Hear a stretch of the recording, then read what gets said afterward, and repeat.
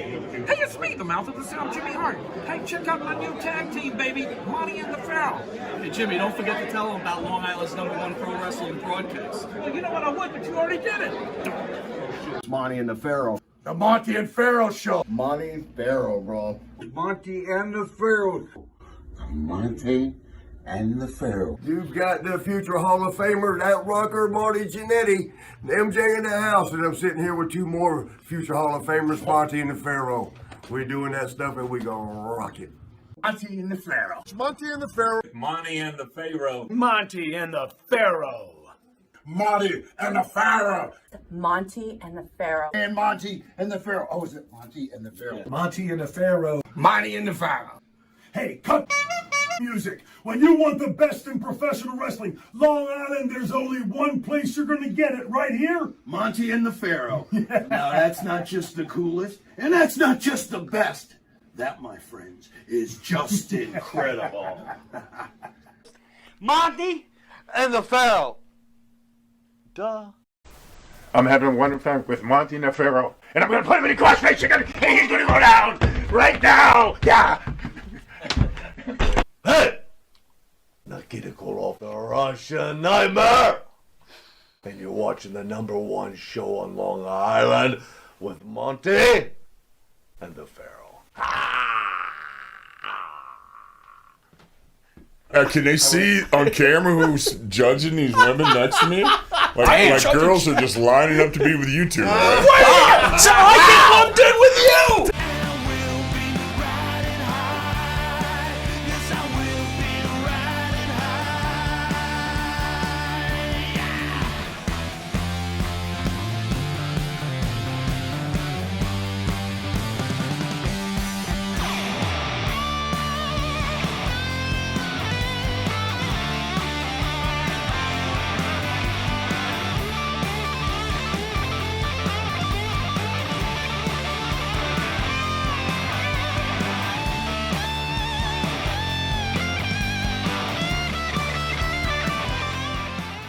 All right, welcome to another special edition of Long Island's #1 pro wrestling broadcast. Monty and the Pharaoh of the program, none other than Hall of Famer Scott Hall. Scott Hall, thank you for joining us. Hey, yo. All right. Thanks for having me. I'll never forget one time when I was underneath guy in WCW, and I think I was Gator Scott Hall or something they gave me.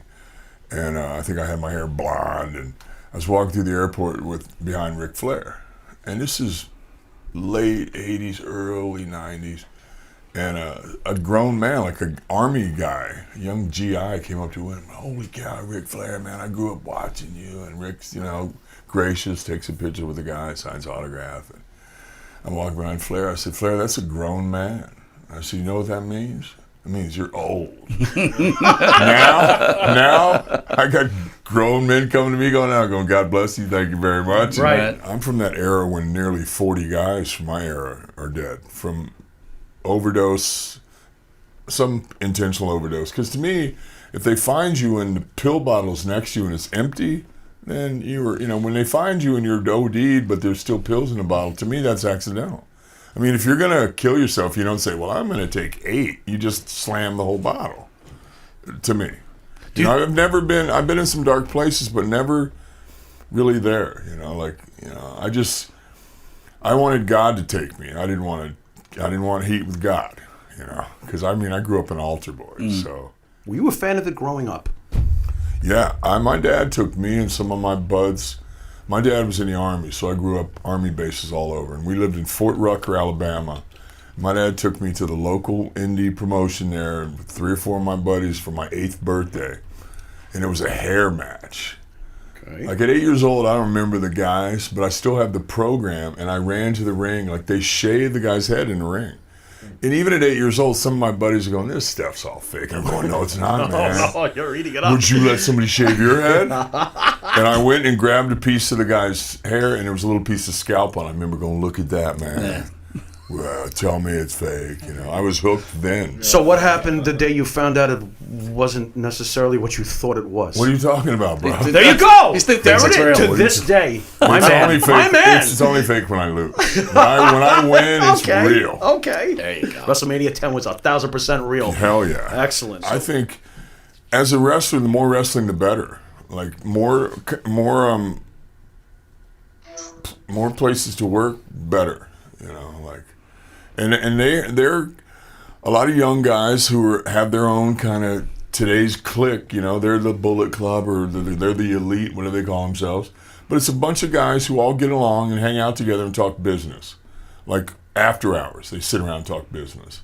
So they came up with an idea, and I think it's great. What can they do to avoid what ultimately happened in WCW? Well, they got big money behind them. I think this whole thing came about, AEW came about, obviously because young talented guys were looking for an alternative, but also by Vince saying, hey, XFL's coming again. The money guy behind AEW, the father owns the Jacksonville Jaguars. So he gave his son a couple billion, which already is more than Vince has accumulated. Here, we're in the wrestling business now. So I think the guy just said, enough of this, enough of you. You want to come in my world, I'm coming in your world. You watch the current product. Yes. You do? Yeah. Vince too? Yeah. I mean, it's hard to sit through 3 hours of Raw. I'll admit it. I mean, to me, NXT is the hottest show, and mainly because it's new guys, and it's only 1 hour. And it's short. It's 1 hour. Yeah, extension. Yeah. The very first all-day Raws were programming. 1 hour, and they were hot. I was in a Publix grocery store. I'm looking at steaks, and Barry Windham walked up next Barry to me. Windham. And Barry's looking at steaks, and I remember going, I said, wow, you know, I did the old I don't want to bother you thing, but I'm a big fan, you know, and Barry Windham. And he goes, you know, and I'm a big dude. And at that time in Tampa, you know, they had college football. They had the USFL Tampa Bay Bandits, they had Tampa Bay Buccaneers, and then they had pro wrestlers. There was a lot of big muscle heads in Tampa at that time. And he goes, man, what do you do for a living? I said, man, I'm trying to get into your business. And I was working out with a famous Japanese wrestler, Hiro Matsuda. And he trained Hulk, Paul Orndorff, Lex Luger, and I. And he said, F Hiro, he'll just have you doing Hindu squats all around the building, which was true. Hiro has a record for doing 10,000 Hindu squats. It's like just free body weight squats without stopping. Oh, my God. So he said, you know where the Sportatorium is? And I'm going, yeah, I'm there every Wednesday watching you guys tape TV. He goes, meet me there tomorrow at like 11 o'clock. And I was there at 10. So I said, man, Barry Windham's got to drive to Miami tonight. He ain't coming down here. He showed up and brought Mike Rotunda with him. The first bump I ever took in a wrestling ring was I laid flat in the ring, and they grabbed me around the shoulders and around the knees and lifted me up to waist high and dropped me. And then I bumped Barry while Mike watched. Then I would bump Mike while Barry watched. You know, I'm slamming these major stars. And I'm a career ender, bro. I've never touched anybody. I've been doing Hindu squats and push-ups. And that was my first introduction. Back then, I didn't know that everybody knew everybody. Like, I didn't know all the boys knew each other's stuff. So they, you know, Barry was like, yeah, we saw this big kid in the gym and this and that. And then Dusty was the boss. And next thing you know, you go from being on the outside to being in. Like, they started giving me tickets to the shows. Instead of buying them, they were giving them to me. And then I was allowed to come in the locker room, which is like, whoa, nice. You know. Did you know you were going to make it, though? Did you feel that momentum? Or did you feel like, this could be a mistake? Well, I remember looking at guys who were over and going, I think I can do that. Like, I would go sit and watch the guys do interview, and I was thinking, I think you had confidence. Was there a guy that was over that you were scratching your head like, I don't even know how this guy's making cash right now? No, because at that time, most of the guys who were over, like, they deserved it. I mean, I was there when the Horsemen were red hot. And I'll never forget, because I just saw Tully in Las Vegas. And, like, now the WWE is so politically correct, I doubt that this kind of exchange goes on anymore. But I found it really valuable to me. Like, I was on about second match, and Tully came out and said, hey, kid, come here. He said, that one thing you did, that was really good. That other thing, that was good. Keep doing that. He goes, that other stuff, that was effing horrible. Don't ever do that again. And then he started to walk away, then he turned back around. He goes, look, don't get it twisted. Not like I care. I just don't want you killing the crowd off before we go out. Nice. There you go. But I never forgot that. Anybody you pattern yourself after coming up in the business? Like, I want to be like this wrestler or that wrestler? I always thought it was important to learn how to be able to wrestle. You know, like I worked in Japan a lot before I had any success in the U.S. And over there, you can't talk to the guys. And you don't have to. I mean, you may send 1 or 2 spots over with the translator, and you'll find out that if it's something where you come out on top, they don't understand. When it's them going over, they get it the first time, you know. But I just thought it was important to be able to chain wrestle because then you don't have to talk it. If you put me in a hold and I can reverse it, I'm going to reverse it. Right. And then you cut me off. And good luck holding me down because I'm not going to lay there. You know, I think I liked it when everything wasn't so scripted. Like, if you're so good, prove it, bro, because I'm going to display your ability or lack of ability, but do it in 3, 2, 1. You know, I like it being real competitive. I mean, I was the reason, by me leaving the WWE when I did, now everybody gets guaranteed money, everybody gets guaranteed schedule, like reduced schedule. They also have a non-compete thing of 90 days because I jumped and went, you know, the next day. But changed everything. They, I don't know, like people say thank you to me for it, and I say you're welcome, you know. I took a lot of heat for it. Vince blamed me for leaving and blamed me for taking Kev. For 15 years, I didn't get a royalty check. Kev still got his. So when you were in the AWA, was it really the WWE? Was that the pinnacle? People just say that because they're the only game in town now. Like, you know, you see these guys are like, oh, when you got to New York, that's when you know you made it. And I'm not so sure if that's the truth. Well, it was clearly a better product. And working for Vern, and Vern was good to me and paid me good and gave me national TV exposure. But Vern was fascinated by characters and gimmicks, but he never created one. To me, I grew up in Florida watching Dusty, and I like that Southern style and that, and I thought that was better. So when the belt was coming my way in the AWA, and I told Vern, I'm leaving, man. Don't put it on me. Wow. I don't want to be captain of a sinking ship.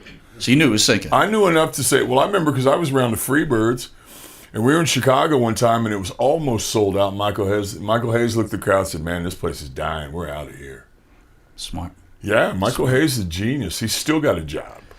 Let me ask you about Kurt Hennig. You tag team with him. I think he helps you become a better wrestler. Oh, certainly. Did he have the drug problems back then, or was that something he gained as he got older? I never took a pill till I was around Kurt. You know, I'd smoked a little bit of weed, and back then, you know, I was still using steroids. And if you look at my wrestling improved during that time together, because we traveled together every day. Kurt drove every mile. Just like with Kev, some guys like to drive. That's cool with me because I like sitting in the passengers. And look at his body by the time he became Mr. Perfect. You can see the give and take in our relationships. But I always say that Kurt was the most unselfish guy I've ever been around. Like, there was no guaranteed money. We're both baby faces. He's competing basically for the same spot. But his job is to make me look good. And he does it without any ego. And then get in a car with me and talk to him about, remember when that happened? What were you thinking? Because this is how it looked. You should do this, you know, that. And I mean, we would always sing that song, you know, New York, New York, you know. I mean, New York was everybody's dream because they were blowing away. I mean, they were so hip. The TV was so cool.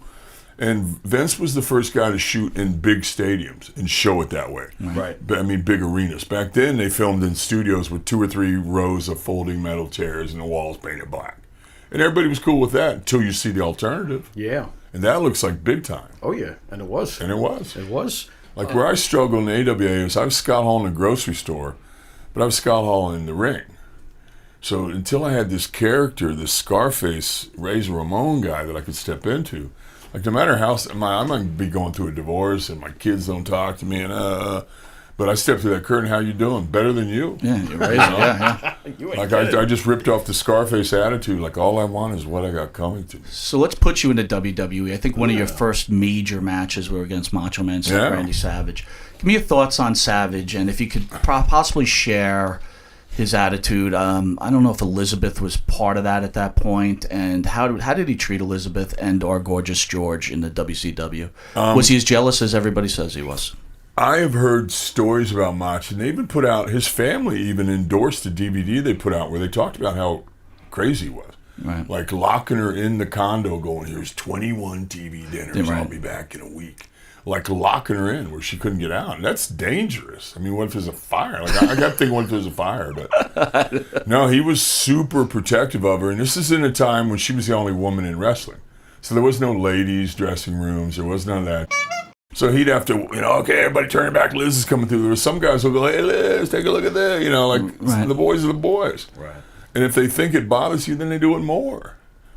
And Randy was super intense. I remember when I was working with him, And this is at a time when Randy didn't put guys over, but he's putting Razor over. So Did he script out your matches? Like make these long move for move matches? He did that with Dallas. I never did that with him. Okay. I don't want. It's not how Kurt taught me to work. Because what works in New York it might not work in Atlanta. You know, like you have to it changes market to market. Yeah.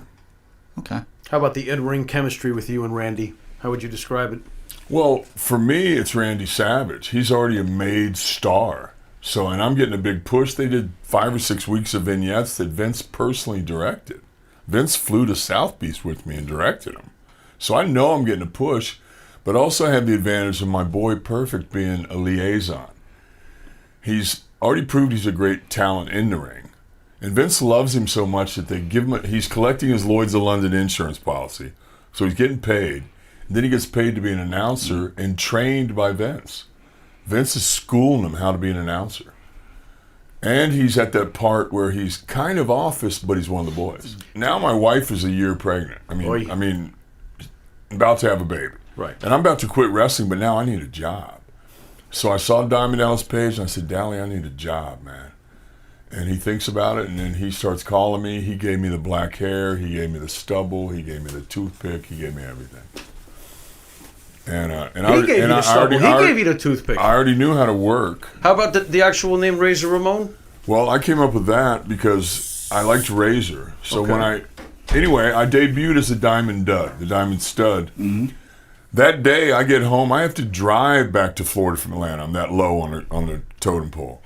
I get home, I got 3 messages from Pat Patterson. Holy cow. Now I call, can I speak to Pat? I get right through.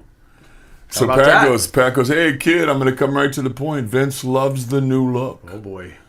And he goes, did you sign a contract with them sons of And I said, Pat, I didn't want to work for them. I wouldn't have called your office every week for a year if I did. He goes, calm down, kid, calm down. He's laughing. Pat's always laughing. Calm down, French Canadian. Oh, calm down, calm down, kid. He goes, don't worry, you'll be able to tell him in a year. New York wants you. And then 1 year later, you're in New Razor York. was born.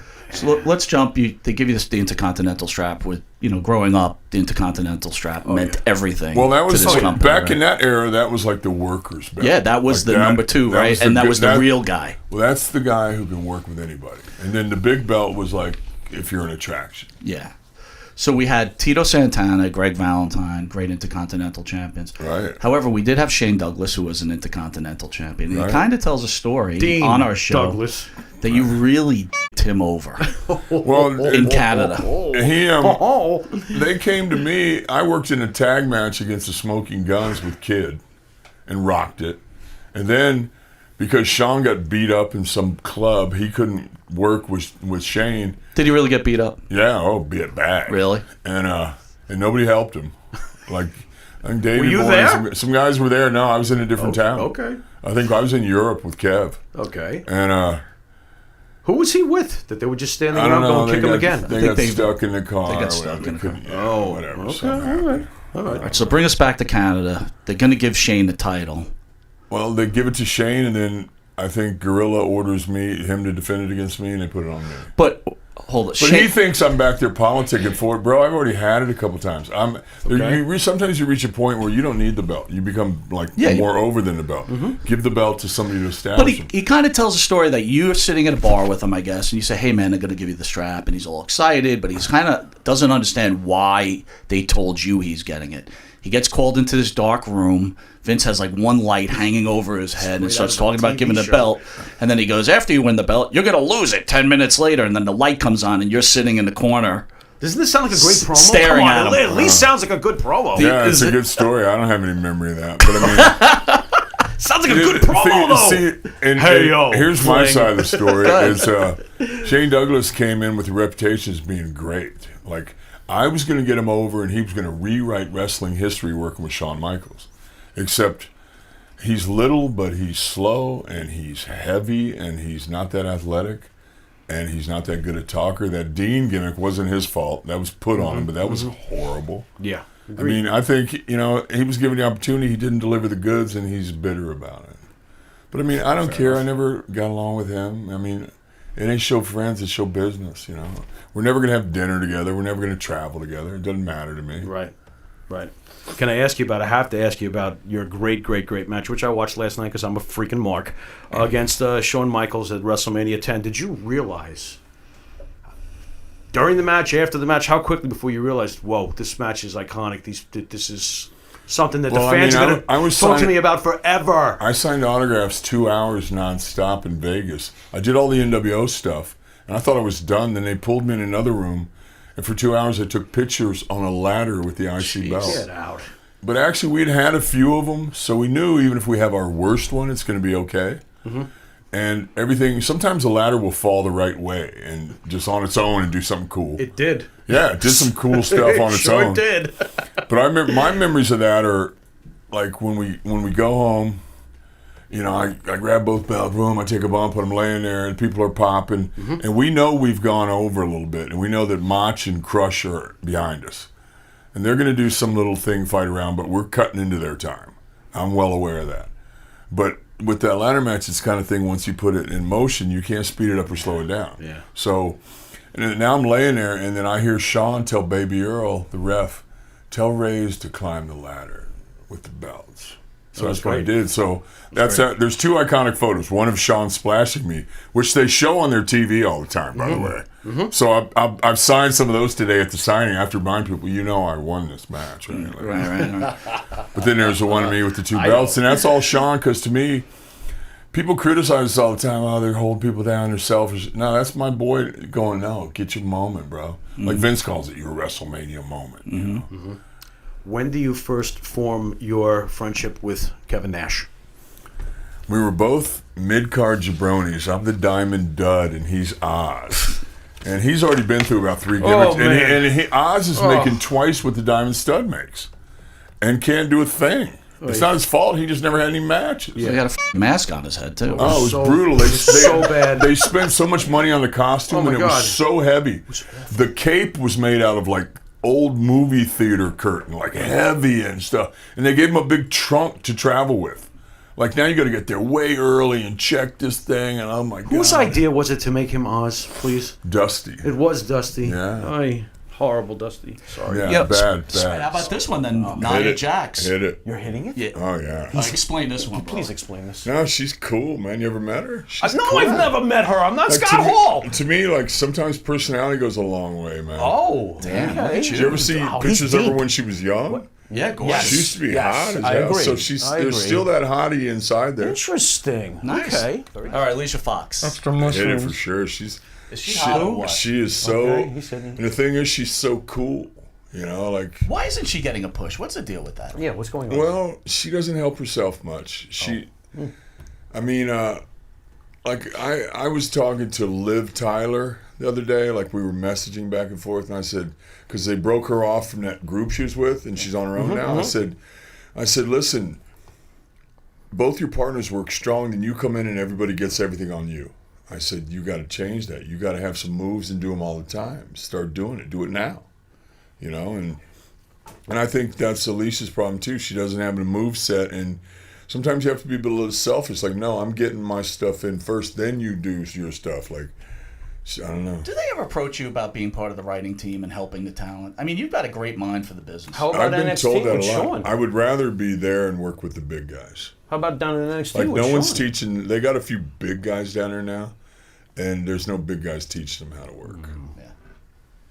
All right. Charlotte Flair. I know she's Flair's girl. No, that's I go back so long with Rick. I've just got to say, out of respect, like, quit it. You know? Yeah, that's cool. Yeah, you ain't touching that. I go way back with Rick. By the way, greatest woman wrestler in the history of professional wrestling. Right there? I think so. Easily. Yeah. Easily. How do you like the women's product right now? It's the women. A little overblown? In my era, there was only 1 or 2 women that wrestled. Now the women are a strong part of it, and even in my era, the women traditionally worked harder than the guys. Really now? Because they had heat. Like, man, you don't draw. Really? Nobody's here to see you. It's just like when the midgets come in. Man, nobody's here to see you. You're a novelty act. You're taking money out of my pocket, you know. And the girls will go out there and work harder. Would people dare give Moolah an attitude back in the day? I was never around Moolah. I That was think before not. my time. Interesting. Okay. Kamala. What? Why on earth Hit would he it. hit Gotta Kamala? throw What Kamala the in there. hell? Brother, I worked with Kamala, and when they were turning Razor, like after I'd been beat by Kid and he sold the money, So I was on like second, third matches. We're against Kamala, and he's a babyface. Right. And the people are chanting 1, 2, 3, and he would do this thing where he'd stick his hand out, and he'd go like that. And people go, no. I'd go like, I'm just doing an opening match stuff, like shake my hand. People go, no. And he's looking at the people and he goes, Razor, I know you're going to kick me. I know you're going to kick me. And like, I mean, he's so talented. It's so sad what happened to him. And that diabetes. Yeah. A lot of people, man, a lot of it's diet related. And Yeah, if you're not watching what you eat, Everything's that stuff will get a hold of you. Listen, real quick, do you think Vince has a responsibility to taking care of the old professional wrestlers? I'm going to echo what Vince says and say no. Because until they make a fundamental change, you're an independent contractor. And it's better for him that way. And if the lowest paid guy in the company's getting paid pretty good, it's kind of up to you to handle your money. You know, I mean, and until they change it, and I don't see it happening, it's going to be the way it is. So adapt or get left behind. You still a millionaire? Yeah. So why do you do this? I like getting out of the house. There you go. Hit it for sure. Kong? What? Oh, yeah. She's Kong? a sweetheart. You're hitting Kong? Have you ever met her? She's What a the hell is sweetheart. going on? She's a Look at sweetheart. You're I'm pretty so politically confused. correct, my friend. I didn't realize this. He's not being. I think he's being honest. What's She's not this? a- no, she's not I a think he bad-looking would woman. hit it. What are you talking If you about? catch her on a glow series, she's not- Can they see on camera who's judging these women next to me? Like judging. girls are just lining up to be with you two, right? Wait, so I get lumped in with you. Damn. That hook me up again.